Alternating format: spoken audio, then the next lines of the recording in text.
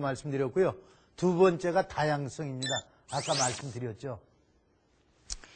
미국에서는 재작년에 역사적인 일이 벌어졌죠. 146년 만에 노예 해방이 된 지 146년 만에 흑인 대통령이 나왔습니다. 그리고 프랑스에서는요, 이민자 후손이 대통령이 됐습니다. 이렇게 전 세계는 인종을 뛰어넘어서 문화를 뛰어넘어서 서로 통합되는 그런 시대로 가고 있는 것 같습니다. 그리고 또 이 기업이 글로벌화가 되고 이렇게 이 교류가 많아지면서 그 기업 내부에 문화적인 차이라든지 배경이 다른 그런 것이 이제 이 존재할 수밖에 없게 됐다 이런 얘기죠. 그죠? 그렇기 때문에 이제는 우리는 그러한 문화적인 차이, 다양성에 대해서 우리는 본질적인 가치와 다양성을 인정하면서 존중을 해야 됩니다. 그리고 그런 다양성을 어떻게 활용을 해야 되느냐, 그런 부분으로 우리는 고민을 해야 됩니다. 그래서 이런 차원에서 여러분들 혹시 CDO라고 얘기 들어보셨습니까? CDO. 그러니까 CEO라는 거는 Chief Executive Officer 아닙니까? 그죠? 그런데 이 다양성을 관리하는 최고 관리자를 IBM에서는 임명을 하고 거기에 다양성 관리팀이라는 걸 만들어서 이렇게 합니다. 그럴 정도로 이 다양성이 이제는 그 조직과 어떤 문화를 창의력 있는 쪽으로 끌고 가는 하나의 요소가 됐다는 얘기예요. 자, 이거는요, 경기도 안산에 있는 외국인 지원, 외국 주민 지원 센터 벽에 있는 그림입니다. 뭐냐면요. 여기에 이제 이 안산이 우리나라에 외국인 주민이 많이 사는 데 중에 하나거든요. 그 주민들을 지원해주는 센터예요. 이게 61개국의 국기를 전부 이렇게 해놓은 겁니다. 그리고요, 이게 키다리 아저씨예요. 이 키다리 아저씨가 몰래 이렇게 도와주잖아요. 그죠? 그것처럼 이 키다리 아저씨가 61개국의 외국 주민들을 도와주겠다. 이런 뜻으로 이게 만들어 놓은 벽화거든요. 그런데요, 여기에 외국 주민이 2009년도에 아까 110만 명이라고 말씀드렸잖아요. 2006년도에는 53만 명이었어요. 그러니까 3년 만에 2배가 넘었잖아요. 그죠? 그 다음에 2007년도에는 70여만 명, 한 20만 명 정도 늘었어요. 그 다음에 28년도에도 한 20만 명 가깝게 되고 이렇게 매년 한 20만 명씩 늘어나는 거예요. 우리나라에. 그래서 전체 인구의 외국인이 2.2%거든요. 그런데 어떤 데에는 이 안산의 한 동은요 40%래요. 전체 주민의. 지금 우리나라에 김씨, 이씨, 박씨, 김이박, 삼성씨가 몇 프로인지 아십니까? 45%예요. 45%. 우리나라에. 그러면 그 세 개 합친 거에 버금갈 정도가 외국인 이 동네에서는 그렇게 살고 있는 겁니다. 그렇게 했을 때 우리는 이 사람들을 남이 아닌 우리 이웃으로 생각하면서 진짜 이 생각 자체가 이렇게 바뀌어야 된다니까요. 우리가 저희 불쌍해서 이런 차원이 아니고요. 우리 이웃이다.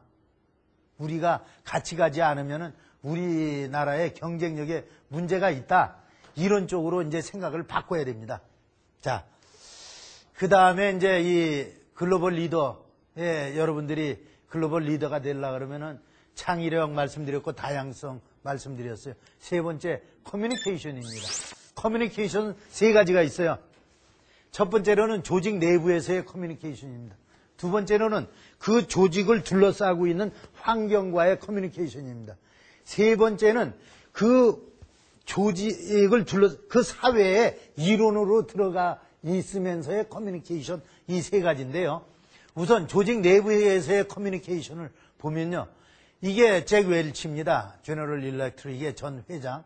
이 사람은요, 그 조직에서의 관료주의를 없애버리고 이 벽쌓기를 허물라고 무지하게 노력을 많이 한 사람입니다. 그래서 그 대기업이 자유롭게 얘기하고 자유롭게 일하는 구멍가게 방식의 회사로 만들려고 무지하게 애를 썼습니다. 그러다 보니까 이 구성원 간에 서로 의사소통이 되면서 이 오해도 없어지면서 뭔가를 향해서 같이 해나가는 그런 이제 시너지도 만들어지더라는 거예요. 그러면서 생산성이 높아지더라는 거죠.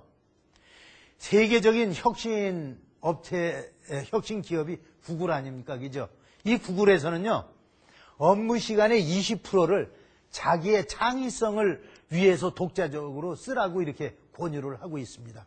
그리고 거기에서 나온 아이디어는 구글 랩스라는 이 사이트에다가 올려놓도록 이렇게 해놨습니다.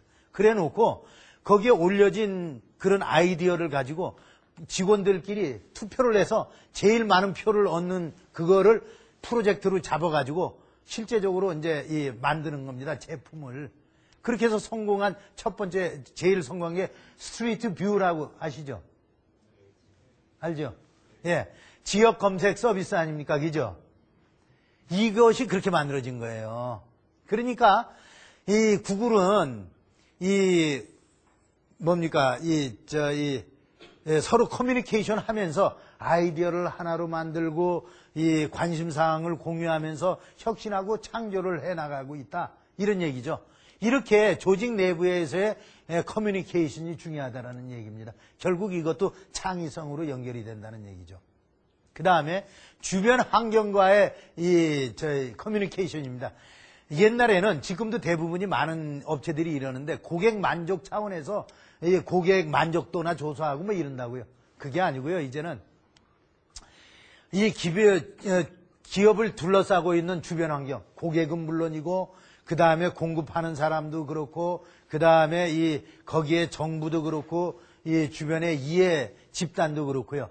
이런 많은 주변 환경하고 이 커뮤니케이션이 돼야 되고 주변 환경에서 요구하는 거를 이제는 기업 스스로가 그거를 체화시켜서 이제 앞장서야 됩니다. 그런 게 윤리 경영이고 투명한 회계이고 지배구조고 환경 안전 이런 쪽이 되겠습니다. 그래서 기업의 사회적 책임을 이제는 기업 스스로가 몸에 담아가지고 지속 성장을 위한 조건으로 이렇게 발전시켜 나가고 있습니다.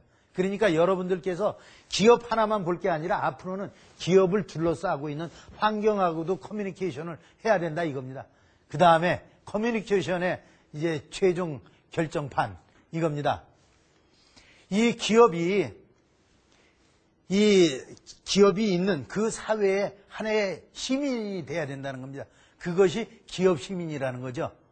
그래서 이 기업 시민으로서 그 사회가 당면한 문제를 같이 고민하면서 해결을 해나가는데 주도를 해야 되지.